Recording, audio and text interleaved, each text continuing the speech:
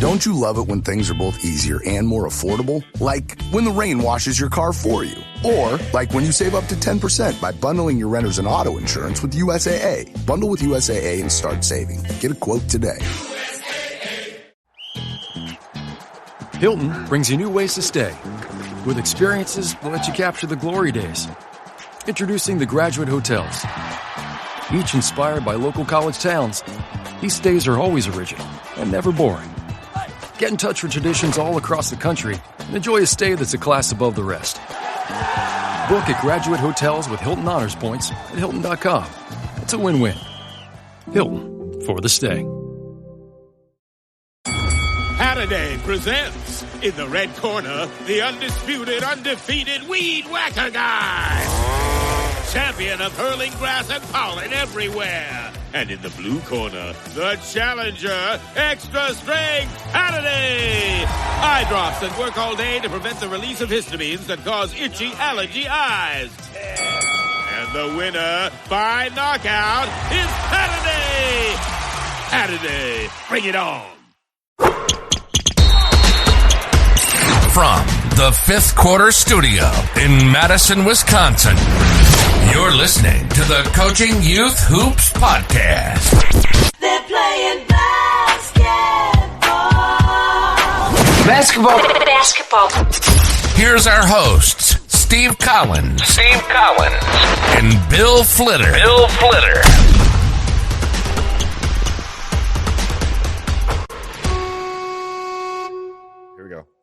All right, welcome to Coaching Youth Hoops. Coach and I are rocking it. I can't wait till we get to 100. When we get to 100, what should we do? We're going to have let's do a giveaway or something. Let's do something. We're going to have the biggest giveaway I've ever had. Yeah, let's do it. Yep. I didn't do it. I'm going to do that at 2,000. I'm at 1,500, so I'm a year out for Coach Unplugged. Yeah, I just passed 1,500, so I'm over a year out for that. I want that, and I want this one, both of those to be really, really big. That's a good idea. Don't you think? Absolutely. Yeah. Well, because it's going to benefit our coaches, right? So right. Whatever we can do to help them make their life easier. So I think so too. Okay. So before coachingyouthhoops.com, go over and check it out. Membership, one-stop shop. I won't call it Netflix for youth coaches, but who would buy? Yeah. Anyway, a little bit of everything. Everything. Yeah, we call it Netflix for youth basketball coaches. All right, what are you and talk about your practice plan, and don't forget your coaches clinic too. Facebook, our Facebook group, our Coaching Youth Hoops Facebook group. We'll put the link down below. Coaches, you're going to need that.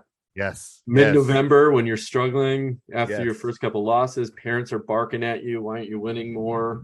Right, looking at you cross-eyed in the stands. Yes, right, yes. And then, you get stuck and you don't know what to teach, go to basketballpracticeplans.com. You got a full year all done, add it to what you're doing, supplement what you're already doing. Or if you don't know what you're doing, it's all there for you. I'll download and go. So everything, soup to nuts. I mean, literally. Okay, so here's the biggest compliment I can pay to Bill is I would have bought this in about 3 milliseconds. And I've been a pretty successful basketball coach in my career. I would have bought this because you know why? I would have bought it because I wouldn't have had to think about it. Like, right. You know what I'm saying? It would. I got my wife wanting me to go to Costco to get water. I got other stuff I got to do. You got to mow the lawn. I got to mow the lawn. I got take the dogs for a walk. And my kids are kids. Well, my kids are old. They're almost gone. They're not going to. I'm talking about the youth coaches though out there, right? You know, right. You guys should be out raking the leaves so the kids can run into it.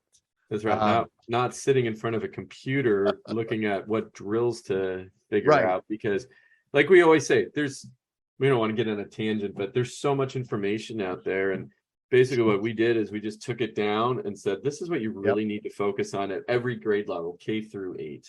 We're going to make, you and I together, we're going to make a roadmap, because I have a roadmap for like the high school for high school coaches and advanced coaches.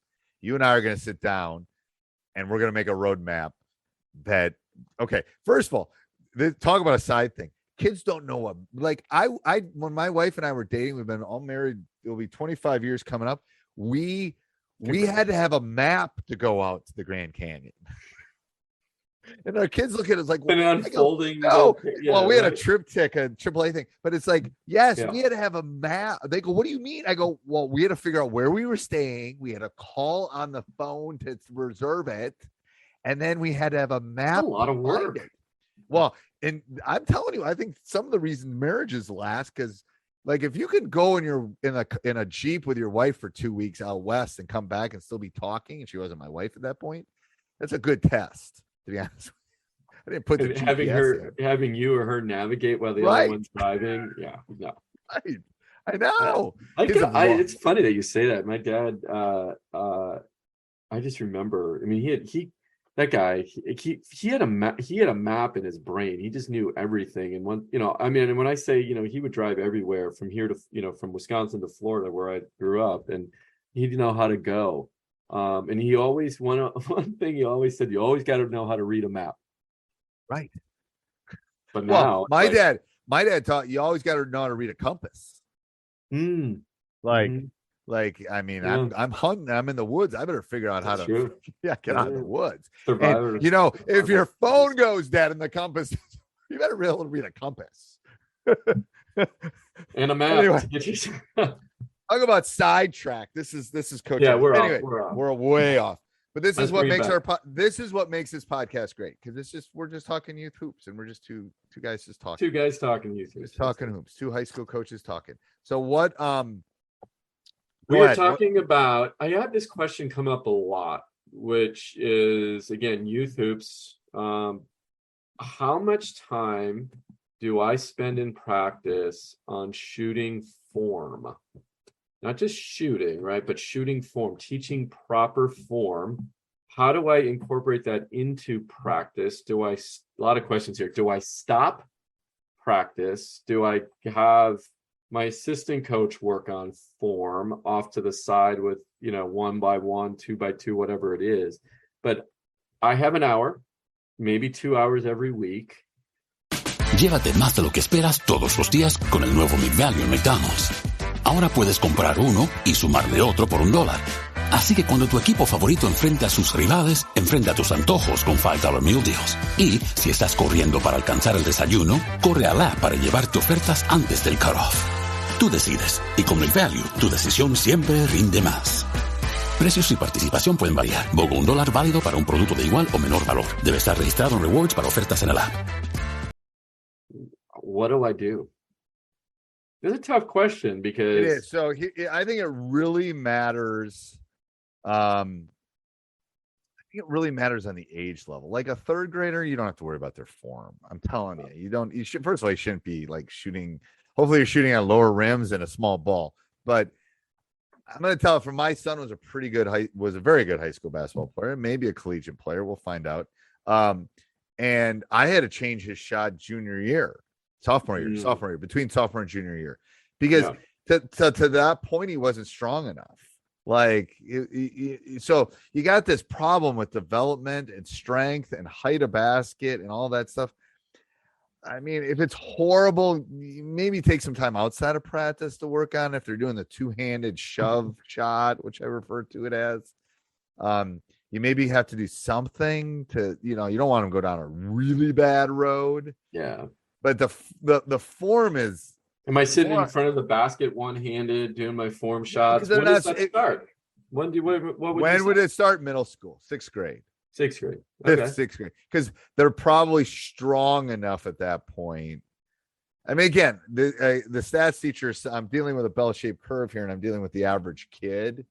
So I'm dealing with within a standard deviation for all those geeks out, but within the middle, 68%, 70%. Elementary, I really don't worry about it. Like, even the great shooters at elementary are two-handed shooters. They're shovers. They're not like yeah. Unless the biggest tip you could teach kids, though, even if they are still shooting, because it takes a lot of reps. But if you tell them this one thing, shoot with your legs. Okay. Shoot with your legs. And the reason you do that is all the power comes from your legs. So they'll actually be able to shoot further, even in the two-handed shove. Then that's kind of step one. I'm thinking shoot with their legs. and think about that, right? And get the power from there. Because a lot of kids, right, they'll stretch out those arms and get them long, and they think they shoot with their arms, but it's really their legs. Their arms are just there to steady the ball. That's kind of the first step in the progression of all of that. So if you're teaching first, second, third grade, well, like I agree with Steve, up to fifth grade, up to fifth grade, just tell them to shoot with their legs. That's your piece of advice. Shoot with your legs. And then 6th, 7th, and 8th, definitely start working on more form shooting. Send them videos if you don't know exactly how to shoot. It's probably something that we should add to our vault. I need to record and coaching youth hoops, coachingyouthhoops.com. We'll do that. Maybe, I mean, I know I have a friend who does actual shot breakdowns. Doesn't I send you film, you mean? Or? Yeah. I've never thought of that, but I don't, to be honest with you, wouldn't do it, won't do it, don't need it. That's right. if you have a junior or a freshman or something, maybe we can talk, but other than that, we don't need it, don't want it. No. We're way ahead. I just think teach them to follow through. If you want to teach them something, the most important skill in a shot is their follow through.